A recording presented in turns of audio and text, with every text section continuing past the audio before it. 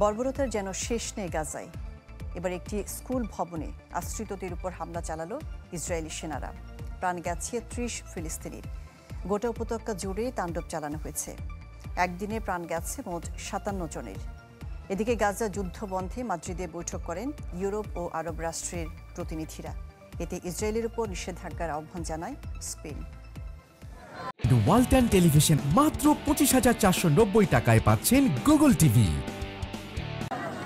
Israeli অবরোধে ৮০ দিন ধরে ক্ষুধায় কাতর গাজার ২০ লাখ মানুষ। অথচ ত্রাণের নামে পাঠানো হয়েছে মাত্র ১০০টি ট্রাক। নিরুপায় হয়ে ত্রাণ নিতে এভাবে হামলে পড়েন ক্ষুধার্ত ফিলিস্তিনিরা। ট্রাকের পেছনে কয়েক কিলোমিটার দৌড়েও অনেকেই ফিরছেন খালি হাতে।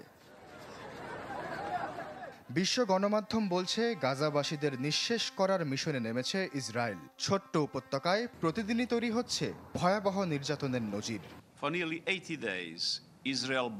গাজায় ফিলিস্তিনিরা নিষ্ঠুরতার সবচেয়ে ভয়াবহ অভিজ্ঞতার সাক্ষী। ৮০ দিন ধরে সব রকম ত্রাণ আটকে রেখেছে ইসরায়েল। ক্ষুধার সবচেয়ে কঠিন রূপ দেখছে গাজাবাসী।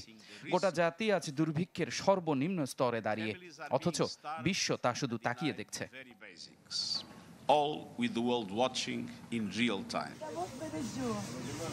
জাতিসংঘ মহাসচিবের আহ্বানেও কাজ হয়নি, বিন্দু মাত্র নাড়া দেয়নি নেতানিয়াহুকে। তাই তো গাজায় মুহুর্মুহুর চলছে হামলা। একসাথে ১০ সন্তানের ৯ জনকে হারিয়ে আইসিইউতে মৃত্যুর সাথে পাঞ্জা লড়ছেন তাদের শোকাহত বাবা।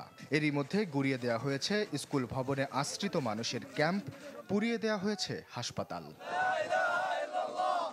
এমন পরিস্থিতিতে মাদ্রিদে আরও একবার কূটনৈতিক প্রচেষ্টায় ইউরোপ ও মধ্যপ্রাচ্যের ২০ দেশের প্রতিনিধিরা। উদ্দেশ্য একটাই, থামাতে হবে এ যুদ্ধ, চাপ দিতে হবে ইসরায়েলকে। প্রয়োজনে নিষেধাজ্ঞার পথ বেছে নেওয়ার পরামর্শ আসে স্পেনের কাছ থেকে। আমাদের নিষেধাজ্ঞাকে হাতিয়ার করে এগোতে হবে। আমাদের উচিত না ইসরায়েলের কাছে অস্ত্র বিক্রি করা। মধ্যপ্রাচ্যে আর যাই হোক, আরও অস্ত্রের কোনো প্রয়োজন আছে বলে আমরা মনে করি না।